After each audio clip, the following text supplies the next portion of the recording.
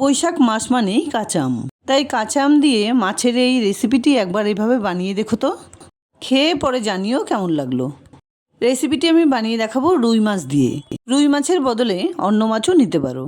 এখানে আমি কয়েক পিস রুই মাছের পেটি নিয়ে খুব ভালোভাবে ধুয়ে নুন হলুদ মাখিয়ে রেখেছি।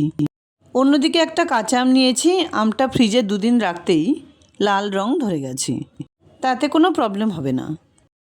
আমটা প্রথমে ধুয়েই রেখেছিলাম, এবার খোসা ছাড়িয়ে আটি বাদ দিয়ে সাইডের দুফালি কেটে একটা মিক্সার গ্রাইন্ডারে তুলে নিলাম। কোনো রকম জল ব্যবহার না করে এটার পেস্ট বানিয়ে নিলাম। অন্যদিকে কড়াইতে পরিমাণ মতো তেল খুব ভালোভাবে গরম করে মাছগুলো আমি দুবারে ভেজে নিচ্ছি। আমি এখানে রুই মাছের পেটি নিয়েছি, তোমরা চাইলে কিন্তু কাতলা বা রুই মাছের গাদা পেটি দিয়েও বানাতে পারো।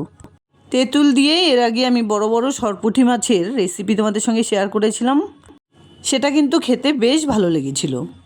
আশা করছি এটাও খুব ভালো লাগবে। মাছ আমি একটু কড়া করেই ভাজি, তোমরা তোমাদের পছন্দ মতো ভেজে নেবে।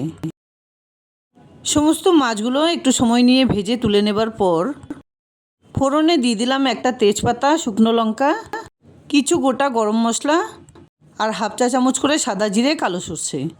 এর মধ্যেই বড় সাইজের মিহি করে কুচোনো একটা পেঁয়াজ কুচি দিয়ে কয়েক সেকেন্ড ভেজে নেবার পর মিশিয়ে দিলাম 1 টেবিল চামচ আদা রসুন বাটা, সঙ্গে দিয়ে দিলাম বানিয়ে রাখা আমের পাল্প।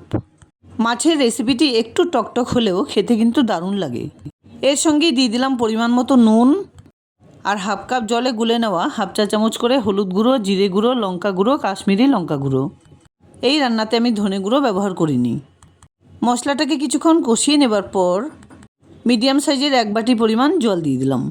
ঝোলটা একটু ফুটে এলে ভেজে রাখা সমস্ত মাছ মিশিয়ে দিয়ে হালকা হাতে এভাবে নাড়াচাড়া করে ওপর দিয়ে ছড়িয়ে দিলাম হাফ চা চামচ চিনি, সঙ্গে কিছুটা পরিমাণ গরম মশলা গুঁড়ো।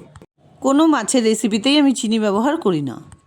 এই রেসিপিতে যেহেতু আম ব্যবহার করেছি, তাই একটুখানি চিনি মিশিয়ে দিলাম, যাতে সমস্ত কিছুর টেস্ট খুব ভালোভাবে বজায় থাকে। যাই হোক, রান্নাটা কিন্তু খুব তাড়াতাড়ি হয়ে যায় আর এটা হয়েও গেছে। গরম বা ঠান্ডা ভাতের সঙ্গে খাবার জন্য আম বাটা দিয়ে রুই মাছের কারি কিন্তু একদম রেডি। ভালো লাগলে লাইক, শেয়ার, কমেন্টস করতে ভুলবে না প্লিজ। আর এরকম নিত্য নতুন রান্নার আপডেট পাওয়ার জন্য প্লিজ চ্যানেলটাকে সাবস্ক্রাইব করে পাশে থাকা বেল আইকনটা অলে করে দিও। দেখা হচ্ছে নতুন কোনো রেসিপি নিয়ে। ভালো থেকো, ধন্যবাদ।